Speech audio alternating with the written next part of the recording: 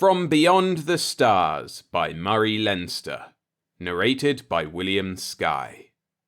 This story is brought to you by Patreon backer JB. Thank you so much for your continued support. Tommy Driscoll lay on his stomach in the grass outside his father's laboratory and read his comic books. He was 10 years old and wholly innocent of any idea that fate or chance or destiny might make use of him to make the comic books come true. He was clad in grubby shorts with sandals and no socks or blouse. Ants crawled on his legs as he lay on the ground, and he absently scratched them off. To the adult eye, he was merely the son of that Professor Driscoll who taught advanced physics at Harwell College, and in summer vacation puttered around with research. As such, Tommy was inconsiderable from any standpoint except that of fate or chance or destiny. They had use for him.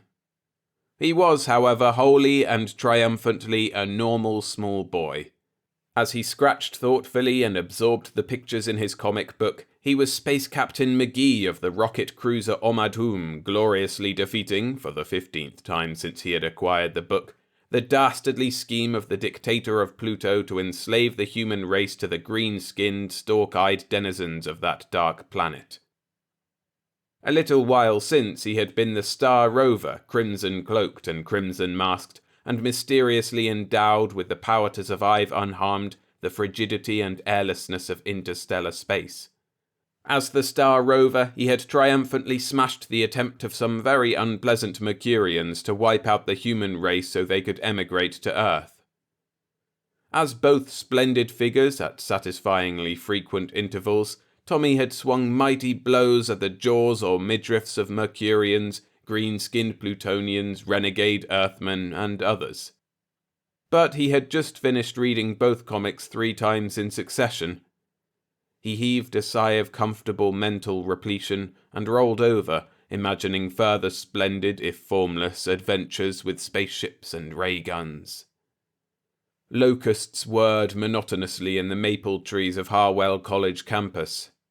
His father's laboratory was a small stone structure off the physics building, and Tommy waited for his father and Professor Wardle to come out. When they did, he would walk home with them and possibly acquire an ice cream cone on the way. With luck, he might wangle another comic. He heard his father's voice, talking to Professor Wardle, who was spending the weekend with them. "There's the setup," said his father inside the laboratory. "Absurd, perhaps, but this Jansky radiation bothers me. I've found out one rather startling thing about it." "My dear fellow," Professor Wardle said dryly, "if you publish anything about the Jansky radiation, the newspapers will accuse you of communicating with Mars." Tommy knew by his father's tone that he was grinning. "I've not thought of anything so conservative. Everybody knows that the Jansky radiation comes from the direction of the Milky Way and from beyond the solar system. It makes a hissing noise in a sensitive shortwave receiver. No modulation has ever been detected, but no explanation's been offered either." Professor Wardle moved inside the laboratory. "What's the startling fact you've discovered?" he asked. "It's got a point source," Tommy Driscoll's father said, and Tommy could tell he was still grinning. "It comes from one spot. There's a second-order effect in our atmosphere which has masked it up to now. I can prove it." Tommy chewed on a grass stem. As the son of a professor of physics, he was disillusioned about scientists. They were not like the scientists of the comic books who were mostly mad geniuses with plans to make themselves emperors of Earth and had to be foiled by Captain McGee or the Star Rover. Tommy knew pessimistically that scientists just talk long words, like his father now. But Professor Wardle seemed startled. "A point source? But confound it, man, that would mean it's artificial, not natural. That it was a signal from beyond the stars. What else could it mean?" "I'd like to know myself," said Tommy's father ruefully. "I've checked for interruptions like dots and dashes and for modulations like our radio. I've made sure it isn't frequency modulated. The only thing left is television. Therefore the television screen, said Professor Wardle. I see. You're trying to analyze it with a scanning system. Possible. But if it is a signal from another solar system... Tommy Driscoll sat up straight, his eyes wide and astonished. His mouth formed itself into a particularly round O. This, of course, was the natural occurrence if fate or chance or destiny was to use him to make the comic books come true. He had been listening with only a fraction of his ears. To a 10-year-old boy, adults do not often seem intelligent. Few of them have any interest in Space Captain McGee or the Star Rover. But Tommy's father was talking about interplanetary communication, of signals from the planets of another sun, from creatures who might be super-intelligent vegetables like the Wangos the Star Rover had to fight, or immaterial entities like those misty things that almost defeated Captain McGee on the Ghost Planet because when he swung his mighty fist, there wasn't anything solid for him to hit. Tommy's father was talking about things like that. He got up and gazed in the open door of the small laboratory. He regarded the rather messy assemblage of equipment on the workbench with bright-eyed, respectful awe. His father nodded. "Hello, Captain," he said to his son. "No hot wires around. Come in. What's on your mind?" Tommy's eyes shone. You were talking about signals from another planet." "I see," said his father. "Right up your alley, eh? I hadn't realized the popular appeal. But if you'd like to listen..." Tommy fairly quivered with eagerness. His father threw a switch. There was a tiny hum from a loudspeaker, then silence. Then, presently, there was a tiny hissing noise. Just a hissing sound. Nothing else. "That's it, Captain," his father told Tommy. "That's the noise the Jansky radiation makes.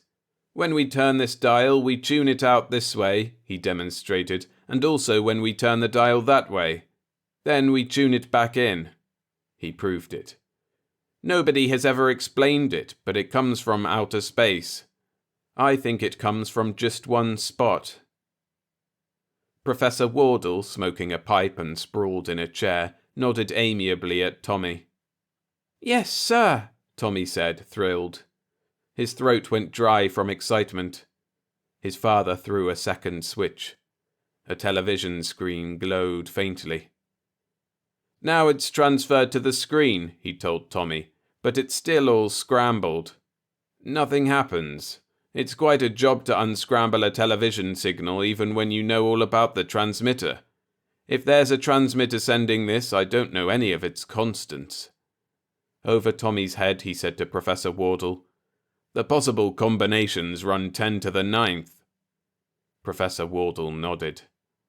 "Lines per inch, size of screen, images per second, possible colors," he grunted. "Then the scanning pattern and possible 3 dimensions and so on. You've got several billion possible variations, all right." "Unscramble it, Dad," said Tommy eagerly. "Please, I want to see what the people look like who are sending it.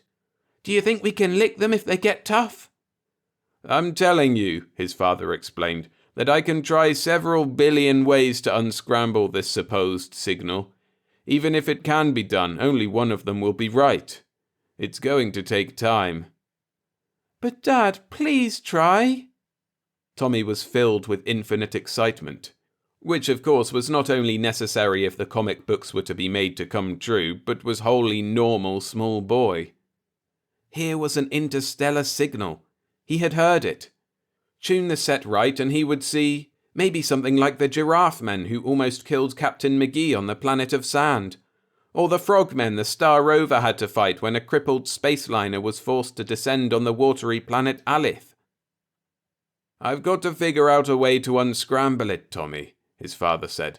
"I've got to calculate the settings that are most likely to show some change on the screen. It's rather like breaking a code. It will take a couple of weeks to compute a series of settings to try one after the other." Tommy was unconvinced. He argued. Space Captain McGee's friend Doc Blandy would simply have whipped out his trusty slide rule and made the computations in seconds. He would push the slide back and forth, set the television controls according to his computations, and say, "On the beam, McGee!" And Space Captain McGee would gaze into the television screen and see the worm monsters of Blathock about to chloroform Jenny, Captain McGee's girlfriend, to transfer the brain of a worm monster into her skull. Her body would thereafter house an inveterate enemy to the human race, with specific plans for annihilating it. Tommy argued, impassionedly. In the end, his father had to resort to authority to stop his arguing. And then Tommy was tempted to revert to his former disillusionment about scientists. But continued belief offered high reward and excitement. So he believed. Still, it was a rebellious small boy who accompanied his father and Professor Wardle home. Even the expected ice cream cone did not console him. He consumed it in an avid gloom. His father tried to comfort him. "After all, we're not sure," he told Tommy. "It might not be a signal at all. Or it might be a signal of a type that would seem simple enough to the creature who sent it, but hopelessly complicated to us. They might be so much farther advanced in science. In any case, it's not a thing to be solved offhand." "But you're going to try, aren't you, Dad?" asked Tommy desperately. "You said it wouldn't do any harm. You said we could lick them. They couldn't harm Earth." "I'll try," his father assured him. "It's simply useless to go it blind, that's all. I'll have my calculations done in a couple of weeks, and you can watch while I try the whole business, all right?" Tommy gulped. He was unable to speak for disappointment. When one is 10 years old, odds of billions to 1 are negligible, but 2 weeks of waiting is eternity. It is exactly the same as never. And this, too, was not only in the necessary pattern of things if the comic books were to come true, but it was perfectly natural, small boy. That night, Tommy went rebelliously to bed the 3rd time he was told. He had hung around his father and Professor Wardle, listening hungrily to every incomprehensible word they said. He was keyed up to enormous excitement. He slept only fitfully. The comics had been a make-believe world in which he believed only with a book in his hand. Now they promised to become real, and he was filled with a monstrous hunger for the adventure they promised. He woke at dawn, and his lurid, fitful dreams had made him ripe for desperate and daring deeds. He slipped into his shorts and sandals and went downstairs. He gulped a huge glass of milk and stuffed down an ample slice of cake. Then he came to a grand and desperate resolution. He slipped out the back door and trudged across the dew-wet campus to his father's laboratory. He wormed unseen into the small building. His heart beat fast. He was scared, but he was Space Captain McGee and the Star Rover all rolled into one, in his own mind, and definitely he was 10-year-old Tommy Driscoll. He remembered, of course, how his father had turned on the shortwave set and the television screen. No small boy could forget those items. He sat down before the controls and threw the 2 switches with a grandly negligent gesture that Captain McGee himself could not have bettered. And then he started, blindly but with infinite confidence, to unscramble the Jansky radiation. He was 1/2 making believe, and 1/2 deadly earnest, and all absolute faith. Naturally. The odds against any one setting of the controls being the right one to unscramble the Jansky radiation were several billion to 1. But the heroes of comic books always win against odds like that. So did Tommy Driscoll. The comic books were fated to come true. The faintly glowing television screen quite impossibly flickered as he turned the controls. His heart pounded. He worked on, his eyes shining and his head far above the clouds out in interstellar space with Captain McGee and the Star Rover. Presently, quite impossibly, the screen became a steady, pulsating rectangle which at its brightest was very bright indeed. He found a maximum brightness on which he could not improve. He worked other controls at random. One made odd streaks appear on the screen. At the peak of streakiness, Tommy's heart was thumping in his throat. He, Tommy Driscoll, was about to make contact with the people of another planet, circling another distant sun. Another knob suddenly gathered together the streakings and the pulsations. They made the vaguest of patterns and then the fuzziest of images. His hand shaking uncontrollably, Tommy Driscoll continued to turn that knob with the slowest possible movements. He had a flash of clearness and his heart leaped. Then everything was fuzzy again. He turned the knob back, his breath coming in excited pantings.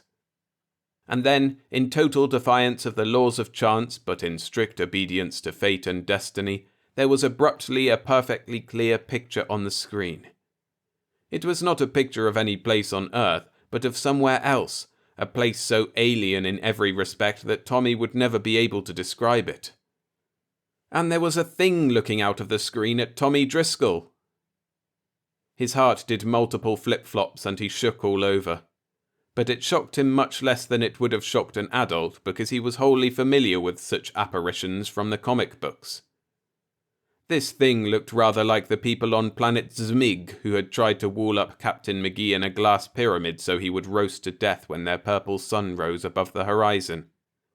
But also it looked rather like Mr. Schneider who mowed the lawns on Faculty Row. And it grinned at Tommy. "Hello," he said in a clear treble which shook uncontrollably with his excitement.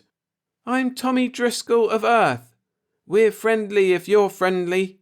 We're tough if you're tough. How about it?" That was an exact quotation from the comic book in which Captain McGee had made contact with the people of the system of the 20 Suns, and later had to fight against swarms of spaceships which wanted to capture his star map so they could find Earth and attack it treacherously without warning. The thing answered Tommy. It didn't use words, of course. But in the comic books, mind-to-mind communication of alien peoples is common enough. Captain McGee had done it more than once, and the Star Rover frequently, wandering more widely than McGee as he did. Tommy knew what the thing was saying, and his piping small boy voice answered in his father's laboratory, and he knew that the thing understood him too. The comic books were specifically coming true. The thing spoke respectfully and cordially, though of course it did not really speak at all. Its people wanted to be friends with Earth. Of course. They had been watching Earth with radar for centuries, so it told Tommy jovially. They knew that sooner or later Earthmen would roam the stars and benevolently rule all the planets of all the suns of the galaxy in which Earth is placed. Because of course, Earth has uranium and other heavy metals supplying atomic energy, while other planets are not so fortunate. Tommy's eyes glowed, but he was extraordinarily composed in the heroic calm of children in exciting make-believe. "Oh, sure," said Tommy largely to the thing of outer space. "We're going to have a space patrol that will make all the people on all the planets behave. I'm going to be a captain in it.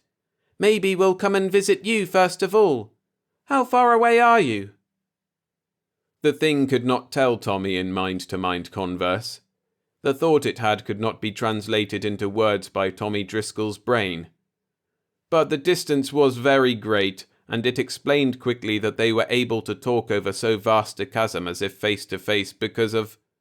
Again, Tommy's brain was not able to translate the mental impressions he received. He could recognize the meanings the thing wanted to convey if the meanings were stored away in his memory. But naturally, complex technical concepts were simply not in his vocabulary. The thing seemed satisfied to fail. "Have you got spaceships and ray guns and gravity nullifiers and mysterious rays?" asked Tommy eagerly. "Our scientists haven't even made ray guns yet." The thing said that of course its race had such things. It added encouragingly that men would have them soon, of course. With heavy elements, even copper and iron, it would be easy. Then an overtone came into the thoughts that crowded into Tommy's brain from somewhere beyond the stars. Tommy did not notice the overtone at first.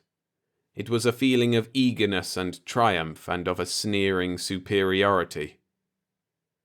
Tommy got just a momentary impression of its thought of a space patrol subjugating all the galaxy to Earth, and the barest instantaneous flash of hatred because of that thought. But he was too much excited to notice. He was absorbed in his question about ray guns. It said that they were simple. In fact, it would tell him how to make one. And it began simply to explain: a bit of copper wire twisted just so, and a bit of carbon and a morsel of iron. It urged Tommy to make one immediately. It would guide his hands. The adjustment of the iron and carbon was delicate. Tommy was a small boy, and he sturdily controlled his own hands. In the end, the thing simply told him what to do. He made the contrivance it suggested, putting the wire and iron and carbon together on a bit of board, having salvaged them from his father's supplies. The result did not look too impressive, to be sure. It did not even look like a ray pistol, and that may account for what ultimately happened. Because when it was finished, and Tommy regarded it with a faint and illogical disappointment because it didn't look like Captain McGee's ray pistol, he suddenly felt the eager triumph in the thing which had instructed him. He glanced at the screen, and the thing was looking out of it with a ravening, unguarded hatred in its expression. To Tommy, it abruptly looked like the leader of those Mercurians who had wanted to wipe out the human race so they could emigrate to Earth. And suddenly he realized that it hated him and all of humanity with a terrible, burning fury.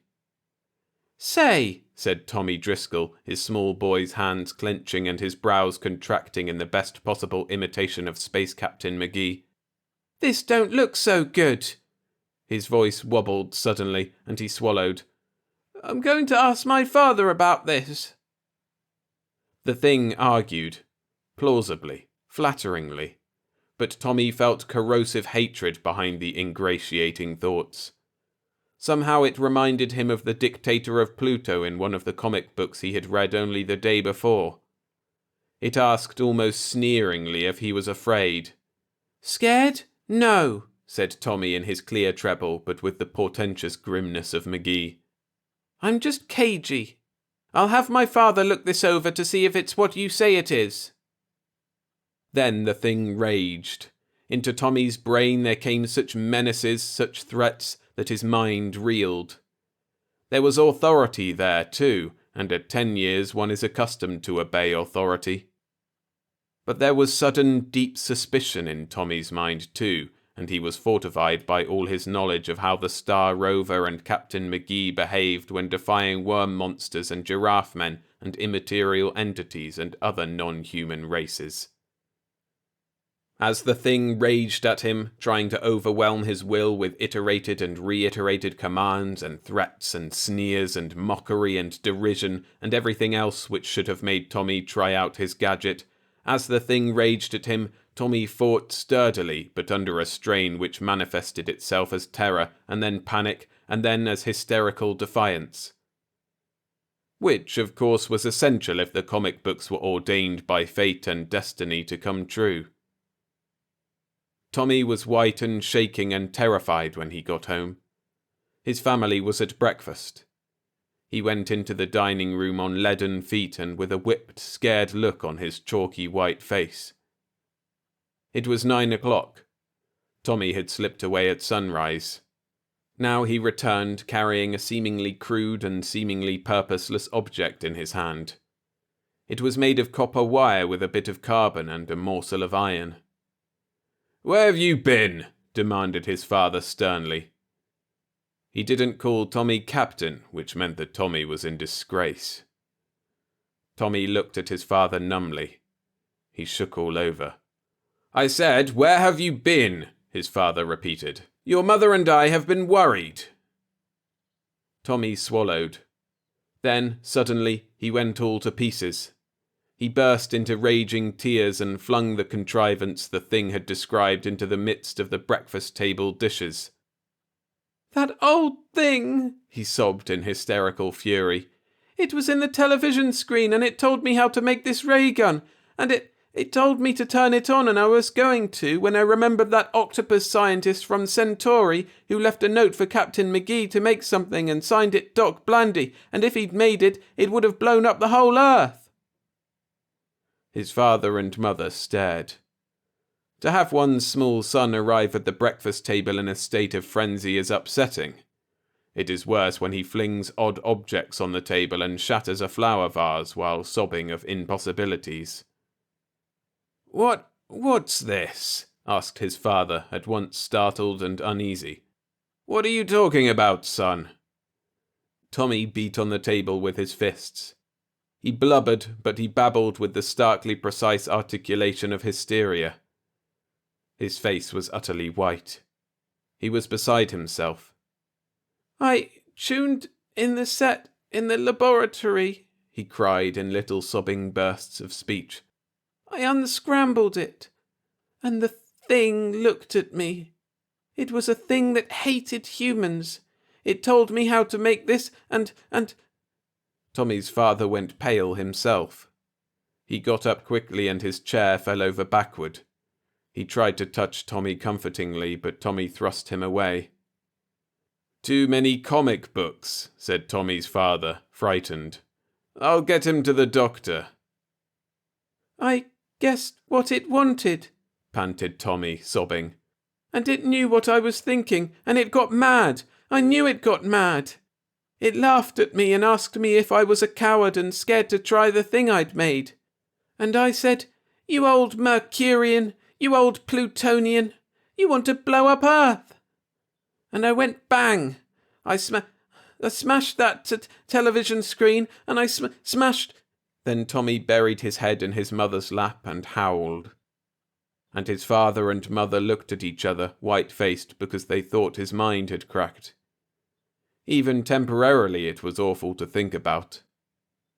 But then Professor Wardle, breakfasting with them, said very softly, "Great heavens!" He was looking at the contrivance Tommy had made under the thing's instruction. It wasn't quite like anything that anybody on Earth had ever made before, but a scientist looking at it would see more than Tommy could have imagined. Professor Wardle saw aspects that made sense.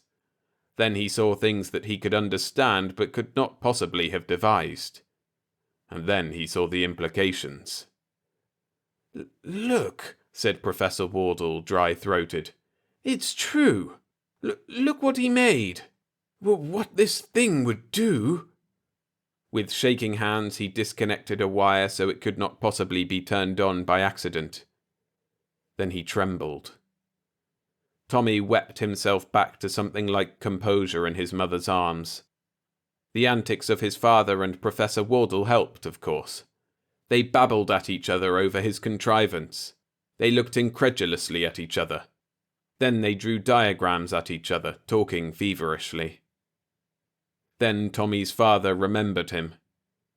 "Captain," said Tommy's father, and there was sweat on his face, "you did a good day's work, all right, but please don't do it again without warning me. This contrivance of yours isn't a ray pistol. It's a thing that will start a chain reaction in carbon and iron. If you'd turned it on, all the carbon and iron within its range would have started to act like an atomic pile, and it would have spread, and we couldn't have stopped it. There wouldn't have been any more Earth." Tommy blinked at him, catching his breath from time to time as a small boy will do after desperate weeping. Then his eyes began to shine. "Gee," said Tommy, that thing was trying to destroy Earth, wasn't he? And I stopped him." "He was," said Tommy's father in a very queer voice indeed. "And you did. If a grown-up had been in your place, the trick would have been different, and it probably would have worked." Tommy ceased to catch his breath. He glowed. "I was like Captain McGee," he said breathlessly. Tommy's father swallowed. He needed to hold tightly to his self-control. He, like Professor Wardle, had all the sensations now of a man who has just realized that his life, and that of his family, and that of every other human being on Earth, had hung by a hair for seconds. But he saw, too, that the deadly small contrivance which had not annihilated humanity made use of and so revealed exactly the new principles Earth scientists needed most urgently to know. It would mean atomic engines and power and spaceships and ray guns. They would mean a space patrol to protect Earth against just such creatures as had been foiled by Tommy Driscoll. And that meant... "Yes," said Tommy's father gently. "Just like Captain McGee, Tommy. It appears that the comic books are coming true."